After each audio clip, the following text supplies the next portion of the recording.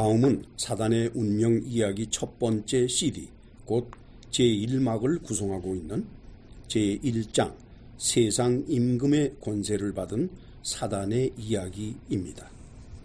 우리 다 같이 마태복음 4장 1절로 11절을 찾아갑시다. 우선 1절에서 3절을 같이 읽으실까요? 그때 예수께서 성령에 이끌려 마귀에게 시험을 받으러 광야로 가사 40일을 밤낮으로 금식하신 후에 줄이신지라. 시험하는 자가 예수께 나와서 가로되, 여기 보니까 예수께서 세례를 받으시고 난 다음에 세례요한한테 광야로 나가셨다 그랬어요. 근데 왜 광야로 나갔느냐 하니까 시험을 받기 위해서 나갔다라고 되어 있죠. 마태복음 강해를 우리가 살펴봤기 때문에 마태복음 강해를 들으신 분들은 이 말씀들에 대해서 사전 지식을 가지고 계실 겁니다. 40일을 밤낮으로 금식했다 그랬어요. 40일을 금식하면 사람은 죽게 돼 있어요. 40일 동안 금식해서 살아남을 사람이 거의 없습니다. 뭐 어쩌다 있다라는 말을 들리기는 하는데, 글쎄 물 마시고 40일 금식한 거는 금식이 아니죠. 온전한 금식은 물도 마시지 말아야 돼요. 여기에 보니까 마귀가 나오죠. 마귀가 예수님을 시험하는데 마귀를 시험하는 자라고 여기서 말하고 있습니다. 똑같은 사실이 누가복음 4장 1절에서 13절 사이에 또한 기록되어 있습니다. 자, 이제 시험받은 내용을 좀 살펴볼까요? 첫째 시험은 마태복음 4장 3절에서 4절인데 3절에서 4절을 같이 읽으실까요? 시험하는 자가 예수께 나와서 가로되, 네가 만일 하나님의 아들이거든 명하여 이 돌들이 떡덩이가 되게 하라. 예수께서 대답하여 가라사대 기록되었으되 사람이 떡으로만 살 것이 아니요 하나님의 입으로 나오는 모든 말씀으로 살 것이라 하였느니라. 그랬죠? 누가복음에도 이 내용이 그대로 기록이 되어 있는데 누가복음 4장에서도 3절과 4절인데 누가복음에서는 하나님의 말씀으로 살아야 한다는 말은 없어요. 떡으로만 살 것이 아니다라는 말만 했습니다. 그러나 마태복음에는 하나님의 말씀으로 살아야 된다. 이 첫 번째 시험은 삶의 걱정에 대한 시험입니다, 여러분. 굶주린 사람에게 밥 먹으라 하는 것이 아니에요. 만약에 굶주린 사람에게 밥 먹으라 했으면은 그 앞에다가 밥을 갖다 놓고 먹으라고 그러지, 돌을 떡을 만들어서 먹으라는 말은 안 할 겁니다. 그렇죠? 그러니까 여전히 돌을 떡으로 만드는, 즉 삶의 문제에 있어서 하나님을 개입시켜가지고 하나님의 능력으로 자신의 삶의 문제가 해결되게 하려는 그런 욕망을 사단은 테스트하고 있는 거예요. 둘째 시험은 마태복음 4장 5절에서 7절인데 같이 읽으실까요? 이에 마귀가 예수를 거룩한 성으로 데려다가 성전 꼭대기에 세우고 가로되, 네가 만일 하나님의 아들이거든 뛰어내리라. 기록하였으되 저가 너를 위하여 그 사자들을 명하시리니 저희가 손으로 너를 받들어 발이 돌에 부딪히지 않게 하리로다 하였느니라. 예수께서 이르시되 또 기록수되 주 너의 하나님을 시험치 말라 하였느니라. 여기에서는 뚱딴지같이 성전 꼭대기로 데리고 올라가가지고 거기다 세워놓고는 뛰어내리라고 그래요. 그 시편 기록인데 성경이 기록되어 있는데 그 뛰어내리면 그 발을 받들어준다고 그랬지 않느냐?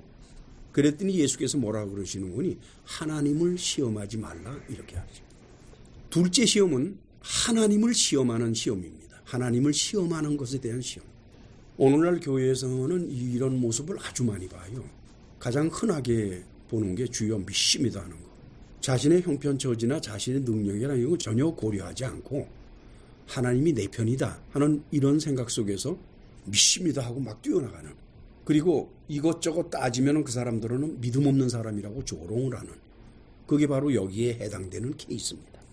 셋째 시험은 마태복음 4장 8절에서 10절인데 같이 읽으실까요?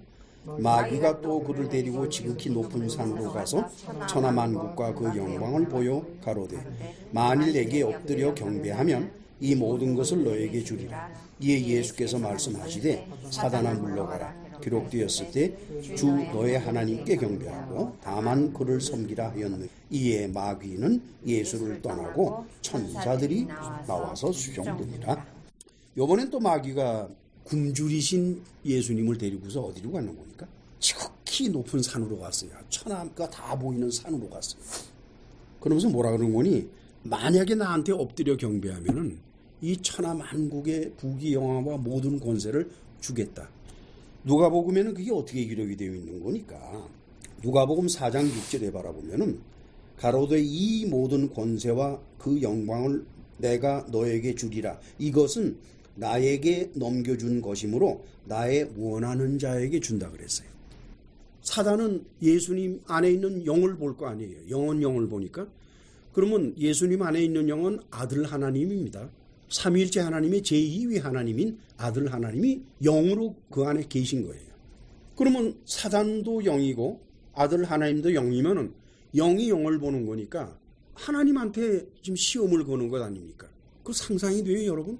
마귀가 간교하고 슬렌더, 중상하고 그러한 존재인 거는 사실이지만은 감히 하나님을 시험할 수는 없어요.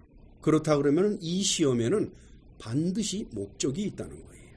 그런데 놀라운 사실은 이 문제에 대해서 예수님이 노라는 말을 안 해요.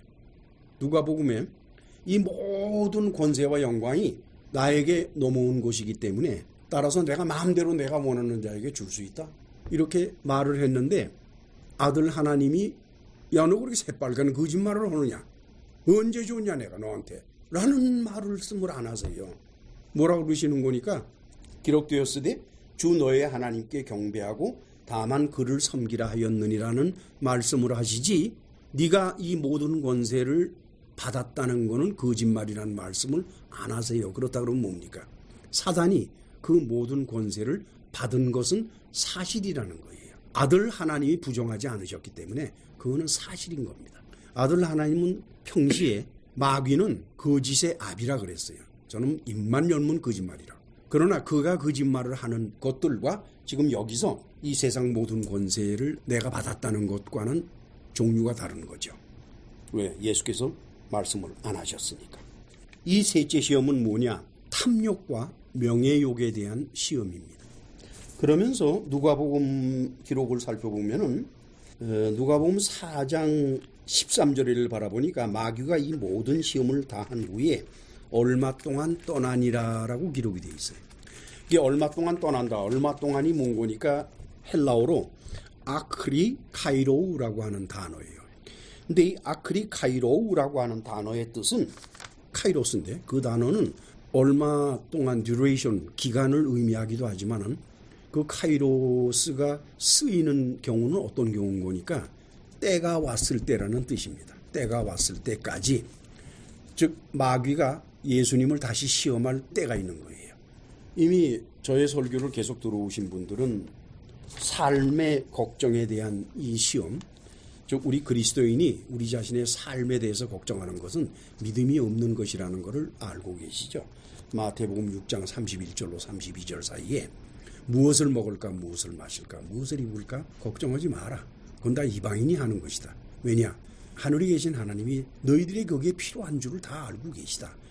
따라서 삶의 걱정에 대한 시험에 당해서는 안 된다는 것이고, 또 하나님을 시험하는 믿음도 누가복음 14장 28절로 32절 사이에 바라보면은 망대를 건축하려고 그러는데 예산이 충분치 않은 상태에서 망대를 건축을 하면은 건축하다가 중도에 스탑을 하잖아요. 그렇죠?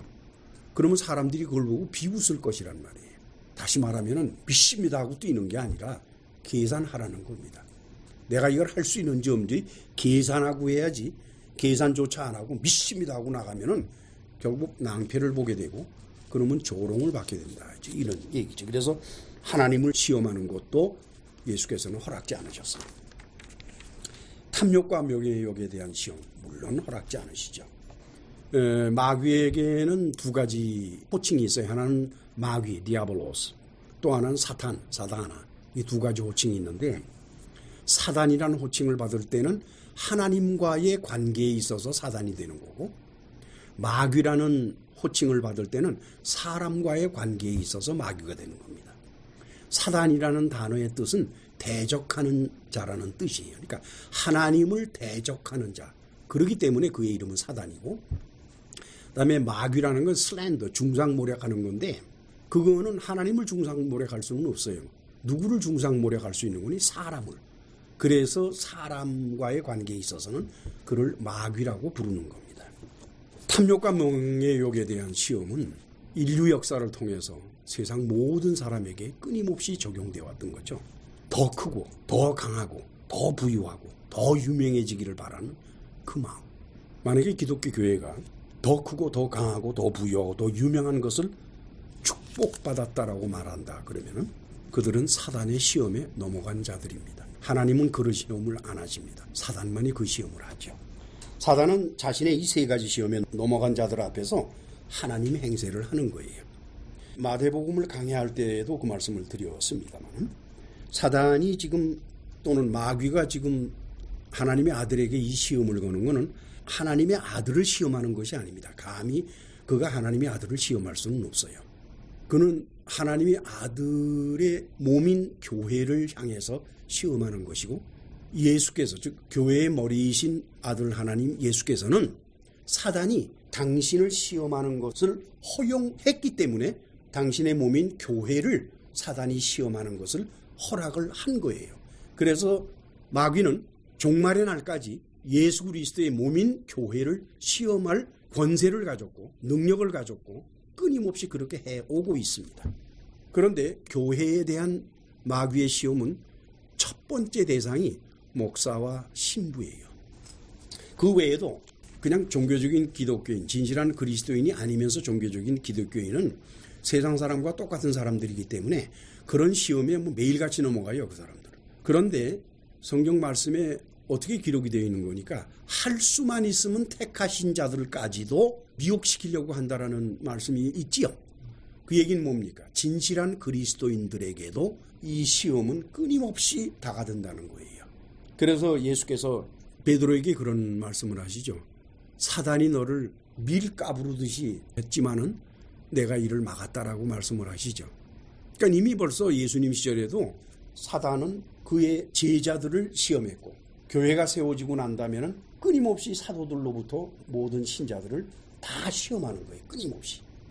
놀라운 사실은 이 기록에 따르면 하나님께서는 종말 때까지 세상의 모든 부귀 영화 그리고 권세를 사단에게 넘겨주신 것이고 사단은 자기가 원하는 자에게 그것을 줄 수 있는 능력을 받은 것입니다. 사단은 그 권세를 가지고 세상을 지배하고 있죠. 그럼 하나님은 뭘 하시나? 만약에 하나님의 목적이 세상이라면 하나님께서는 세상을 사단에게 주시지 않습니다. 중요한 것은 이 세상은 하나님의 목적이 아니기 때문에 하나님께서는 이 세상을 창조하실 때 이미 끝을 내실 종말을 계획하시고 창조하셨기 때문에 이 세상은 temporary예요. 짧은 시간 동안의 것인데 그 세상이 하나님의 목적이 아니라 그 세상 안에서 하나님은 당신의 백성을 선택하시고 그리고 그를 시련을 주시고 연단을 시키시고 그래서 당신의 백성이 될 수 있도록 만드는 장소, 이 훈련장이 세상이기 때문에 따라서 이 세상은 불의한 자가 통치를 해야만 됩니다. 그래야 거기에서 훈련이 돼요. 무슨 말씀인지 아시죠? 그래요. 이 세상에는 모든 민족마다 신들이 있죠. 역사를 쭉 훑어보면 신들이 있어요. 그 신에 대해서는 전에 나누어 주신 것이 있어요. 한국의 무속신화에서 섬기는 신들의 목록, 그 다음에 고대 중군적 지역의 신들의 종류, 그 다음에 그리스 신화에 나오는 신들의 목록, 이렇게 해서 이런 신들이 쭉 있어요. 이 외에도 신이 무지무지하게 많습니다, 여러분. 그런데 신이라고 부를 수 있는 존재는 육체를 가진 것은 아닙니다. 사람과 같이 혼과 육체가 있는 것은 신이라고 말하지 않아요. 그럼 신이라고 하는 것은 영이란 뜻이에요. 자, 그러면 창조 전후로 해서 영의 세계 속에 있는 영은 종류가 몇이나 되나? 제일 먼저 하나님이 영이시죠? 그렇죠? 삼위일체 하나님이 영입니다. 아버지 하나님, 아들 하나님, 성령 하나님. 그다음에 두 번째는 천사들이에요. 하나님이 부리시는 천사들. 그거는 헬라어로 앙겔로스라고 그래요. 앙겔로스. 근데 이 천사들 중에는 아르칸겔로스라는 존재들이 있어요. 그건 뭘 말하는 거니? 천사장입니다. 즉 천사들에게도 서열이 있다는 거예요. 조직이 있고 그걸 의미하죠. 그 다음에는 우리말 성경에 귀신이라고 번역한 영들이 있는데 그 영들은 헬라어로는 다이모니온입니다. 다이모니온. 단수는 다이모니온, 복수는 다이모니아. 근데 이 다이모니아들 중에 우두머리가 있는데 그 우두머리가 바로 디아볼로스예요. 사타나스. 그래서 성경에는 이 귀신들에 대해서 우리말 번역이 귀신이니까 이 문제가 자꾸 생기는데 이 귀신이라 그러지 말고 타락한 영이라고 그런다 그러면은 그들 중에서 디아블로스, 마귀와 그 일반 악한 영들과의 관계는 어떻게 되는 거니까 그들이 앙겔로스가 돼요. 그러니까 사단의 사자가 되는 겁니다. 앙겔로스는 천사라 그래가지고 하나님의 사자죠. 그런데 앙겔로스라고 하는 단어는 특별한 신분을 말하는 것이 아니라 누구나 다 앙겔로스가 될 수 있어요. 메신저가 앙겔로스니까. 누군가 하여간 명령을 받고 가면은 그 사람이 앙겔로스예요. 아시겠죠? 자, 그렇다 그러면 여기에 보니까 뭐 없잖아요. 무슨 뭐 천지신명도 없고, 그리고 여기 수없이 많은 이 신들도 여기 없잖아요. 그렇죠? 영의 세계에 그런 신들이 없어요. 다시 말하면은 각 민족들, 각 지역, 각 나라에서 수천 년 동안 섬겨온 그 신들은 실제로 존재하는 영이 아니라 문화적으로 그들이 만들어낸 신이기 때문에 우상이라는 거예요. 형체가 없어도 우상이요, 형체가 있어도 우상인 겁니다. 근데 문제는 실제로 존재하지 않는 영을 보고서 신이라고 말을 했으니까 그럼 뭐 한번 영의 세계에서 바라보세요. 영의 세계에서 우선 하나님은 낙원에 계시고 그다음에 하나님의 천사들도 거기 같이 있습니다. 그들도 거기 낙원에서 하나님을 모시고 있어요. 그리고 이 땅의 세상은 하나님께서 사단에게 내어주셨기 때문에 여기는 악한 영들만 떠돌아다니고 악한 영들만 일하는 곳이지 천사들이 여기 올 일이 없어요. 그래서 하나님이 아들이 오시면서 하나님께서 누굴 보낸다고 그랬어요?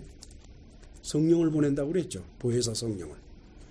그때 비로소 제3위 하나님께서 이 땅에 오시는 겁니다. 그러나 이 땅에 오셨다고 해서 제3위 하나님이 이 땅을 주관하는 것은 아니에요. 여전히 사단의 주관하에 있지만은 성령께서 오시는 것은 이유가 딱 두 가지예요. 하나는 하나님의 선택된 자를 찾아내는 것이에요. 그리고 그에게 영을 주시는 일이 성령께서 하시는 일이고, 두 번째 일은 뭐냐? 그렇게 해서 선택된 자들과 함께 교통을 하고 그들을 보살피고 그들을 낙원까지 이끌어 가시는 일, 그것이 성령께서 이 세상에 와서 하시는 일이지, 성령께서 이 세상에 와서 나라 정치에 관여하고 부귀영화에 관여하고 그것을 안 하세요. 그거는 여전히 사단에게 주어져 있지요. 전 성경을 연구하면서 깊은 생각을 했어요. 아니, 그럼 하나님께서는 창조하실 때부터 사단은 창조 때부터 있었으니까 창조할 때부터 사단에게 이 세상의 권세를 다 주셨을까? 뭐 그렇다고 해도 할 말은 없어요. 그런데 구약 성경에 바라보면은 아주 흥미있는 말씀이 나옵니다. 다 같이 창세기 6장 3절을 찾아갑시다. 창세기 6장 3절을 같이 읽어볼까요? 여호와께서 가라사대 나의 신이 영원히 사람과 함께 하지 아니하리니 이는 그들이 육체가 됨이라. 그러나 그들의 날은 120년이 되리라 하시니라. 그래서 여기서 여호와께서 가라사대 나의 신이 영원히 사람과 함께 하지 아니하겠다고 했으니까 기간이 없어요. 근데 그 다음에 120년이라고 기간을 정해주신 것은 뭡니까? 그때로부터 120년 후에 홍수로 인해서 모두가 다 멸절해버리는 그것이 120년이지, 하나님께서 당신의 신을 사람과 함께 하지 않는 기간이 아닙니다. 그렇게 하지 않으시는 것은 영원히 하지 않으시겠다는 거예요. 즉 종말 때까지. 종말이 지나고 나면 육체는 소용이 없으니까. 그런데 우리말 번역에는 나의 신이라 이렇게 번역을 했고, 영어 번역에는 루아흐니 있기 때문에 스피릿으로 번역을 했을 거예요. 그래서 유대인의 영어 번역 성경인 타낙을 보면은 그 루아흐를 무엇으로 번역을 했는지 breath, 숨으로 번역을 했어요. 창세기 2장 7절에 하나님께서 아담을 만드시고 난 다음에 그의 코에 생기를 불어넣는다고 그랬죠. 그 생기가 바로 breath예요. 숨이에요. breath. 즉 breath, 숨이라는 건 뭡니까? 인생이 살아가는 근본이 되죠. 살아가는 근본이 숨인 거예요. 그러면 하나님께서는 이미 육체적으로 살아갈 수 있는 숨을 아담에게 주셨기 때문에 더 이상 당신의 숨을 주실 필요가 없어요. 그런데 여기서 새삼스럽게 나의 숨을 영원히 안 주겠다라고 말씀하시는 것은 뭐냐? 인생살이에요. 아담에게 주신 그 숨은 육체적인 생명을 유지해 나가는 생명의 근원인 숨이고, 창세기 6장 3절에서 여호와께서 가라사대 나의 숨이 영원히 사람과 함께 하지 않겠다는 그것은 인간의 삶을 말하는 것이라는 겁니다. 즉 인간의 삶에 나는 영원히 관여하지 않겠다는 뜻이에요. 저는 그렇게 해석을 해요. 지난 때까지만 하더라도 이것에 대해서는 제가 해석을 못했어요. 모르겠으니까 이것은 해석을 못했었는데 최근에 와서 연구를 하면서 이때부터 하나님께서 인간 삶에서 손을 떼셨구나. 그렇다 그러면 뭐예요? 이때부터 인간 삶에 대한 권한은 사단에게 넘어간 것이 됩니다. 그 전까지는 하나님께서 관리를 하셨는데 하나님께서 직접 관리하셨음에도 노아의 홍수를 일으켜서 다 죽여버릴 정도로 해결이 안 났잖아요. 그래요, 안 그래요? 이 해결이 나지 않는 것을 하나님이 또 하실 필요는 없는 겁니다. 하나님께서는 내가 너희들을 관여하고 이끌어왔음에도 불구하고 내가 너희를 다 죽일 수밖에 없을 정도로 타락이 되어가니까 이제는 더 이상 너희들에게서 아무런 기대도 못하겠다. 이제 방법을 바꿔야 되겠다. 무슨 말씀인지 아시죠? 그래서 방법을 바꾸신 것이 나중에 설명되겠습니다마는 아브라함을 선택하는 것이었습니다. 이제는 세상 민족, 인간 모두를 상대하셔서 하는 것이 아니라 방법을 바꾸셔가지고 한 사람의 뿌리만 가지고서 하나님의 계획을 세워가실 거로 그렇게 하신 거예요. 그러면 이때부터 사단은 온 세상을 지배하는 권세를 하나님한테 받은 것이 됩니다. 이때가 사단이 타락을 한 때인가요? 아니, 그 전에 사단은 창조 때 타락을 했어요. 목사님, 요배 저기 사단. 그때는 이미 저 사단이 권세를 가지고 있어요. 왜 그런 거니까 너 어디 갔다 왔니? 그러니까 이 세상을 두루두루 돌아왔습니다. 그랬잖아. 그러면 사단이 나가서 세상을 두루두루 돌라 그러면은 자기 관할 구역이니까 돌지. 그래요, 안 그래요? 임금님들이 조선시대 때 임금님들이 뭐라고 그래요? 민정을 살피러 나갈 때 암행한다 그러나? 뭐 그런 말 쓰지요. 왜가 나가요? 임금이 그 위험한데? 자기 백성이니까 자기가 다스리는 곳이니까 그거 둘러보려고 나가는 것 아닙니까? 그러니까 욥기 1장 7절에 보면은 그러잖아요. 여호와께 사단에게 이르시되 네가 어디서 왔느냐? 사단이 여호와께 대답하여 가로되 땅에 두루 돌아 여기저기 다녀왔나이다. 그러자 이제 여호와께 사단에게 그러시잖아요. 네가 내 종 욥을 유의해서 봤느냐? 그와 같이 순전하고 정직하여 하나님을 경외하며 악에서 떠난 자가 세상에 없느니라. 그랬더니 사단이 욥이 왜 까닭없이 하나님을 경외할 겁니까? 그 하나님께서 그와 그 집과 그 모든 소유물을 산울로 두르심이 아닙니까? 다시 말하면은 내 마음대로 욥을 다루려고 해도 하나님은 내가 욥을 어떻게 하질 못하게 막으시고서 그렇게 해서 하나님께서 욥을 보호해 주시니까 그럼 당연히 그 욥이 하나님을 경외하지요. 한번 놔둬보세요, 내 손에. 그러면서 뭐라 그러는 거니까 이제 주의 손을 펴서 그의 모든 소유물을 치십시오. 그리하시면 정령 대면에서 주를 욕할 것입니다. 그러자 12절 같이 읽어요. 여호와께서 사단에게 이르시되 내가 그의 소유물을 다 내 손에 붙이노라. 오직 그의 몸에는 내 손을 대지 말지니라. 사단이 곧 여호와 앞에서 물러가니라. 무슨 말씀인지 아시겠죠? 사단의 권세가 뭔지. 이미 욥의 시대에는 사단이 하나님 앞에 권세를 받은 후예요. 그 창세기 6장 이후에. 그렇지. 그럼 아담과 하와 때는? 그때는 사단이 어떻게 못했죠. 아담과 하와 때는 그렇지. 그렇게 못했어요. 그러니까 아담과 하와뿐만 아니라 그 노아의 홍수가 일어나기 전까지 그때는 사단이 손을 못 댔어요. 그냥 하나님이 직접 하시다가 결국 하나님이 아무리 하셔도 인간은 어떻게 할 수가 없어가지고서 다 죽일 수밖에 없잖아요. 그러면 여러분들이 하나님이라면 한번 생각을 해보세요. 또 죽일 겁니까? 한 번 다 죽였죠. 그리고 나서 노아와 그의 가족 8명만 살려놨잖아요. 그러면 그 8명이 다시 자식을 낳고 나아갈 때 계속해서 하나님께서 그걸 관리하시면은 그들이 또 타락 안 할 것 같습니까? 저 선조가 있는데 또 오지? 그러면 또 죽여야 될 것 아니에요. 그럼 하나님은 몇 번을 죽여야 돼요. 전부 다. 무슨 말씀인지 아시죠? 그래서 하나님께서 노아의 홍수가 끝난 다음에 내가 다시는 물로 세상을 침몰시키지 않을 거다 그러죠. 내가 다시는 때로 사람을 안 죽일 거다. 그러시면서 사단에게 네가 해라. 나는 꼭 내게 필요한 자들만 하겠다.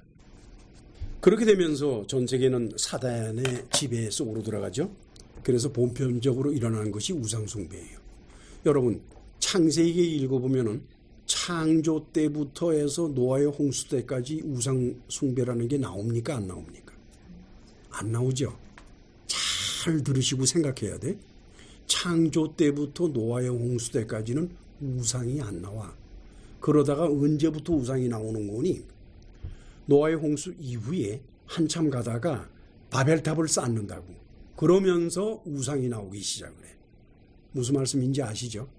그 얘기는 뭔 거니까 노아의 홍수 이전에는 사단이 세상을 지배하지 못했고 세상을 지배한 것은 노아의 홍수 이후부터 지배했는데 그때부터 사단은 우상을 만들어서 사람들의 마음에 심어준 거예요. 쭉. 그래서 하나님께서는 다른 민족들이 우상 숭배하는 것은 하나님이 관여 안 하십니다. 다만 당신의 백성인 이스라엘이 우상을 숭배하면 절대로 용서하지 않으셨어요. 이렇게 해서 노아의 홍수 이후에 얼마가 지난 다음에 하나님께서는 당신의 크신 계획을 성취하시기 위해서 아브라함 한 사람만을 선택하십니다.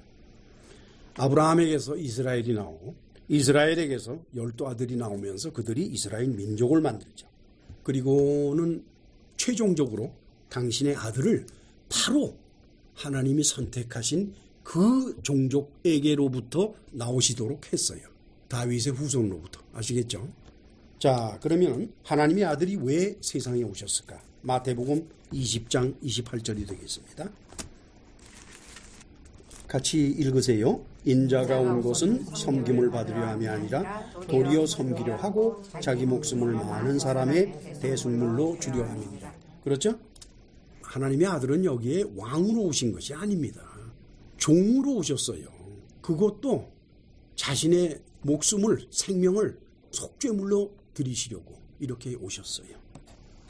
그 다음에 요한복음 1장 29절을 찾아가십시다. 같이 읽어요. 이튿날 요한이 예수께서 자기에게 나오심을 보고 가로되 보라 세상 죄를 지고 가는 하나님의 어린 양이로다 그랬죠. 하나님의 아들은 이 세상에 대접받으러 부귀와 영화를 누리고 권세를 가지고 명예를 가지고 세계를 지배하려고 오신 것이 아니라 세상 죄를 지고 가기 위해서 그것도 어린 양으로서 즉 하나님 앞에 번제로 드려지는 제물로서 쓰임을 받으시려고 왔다는 겁니다.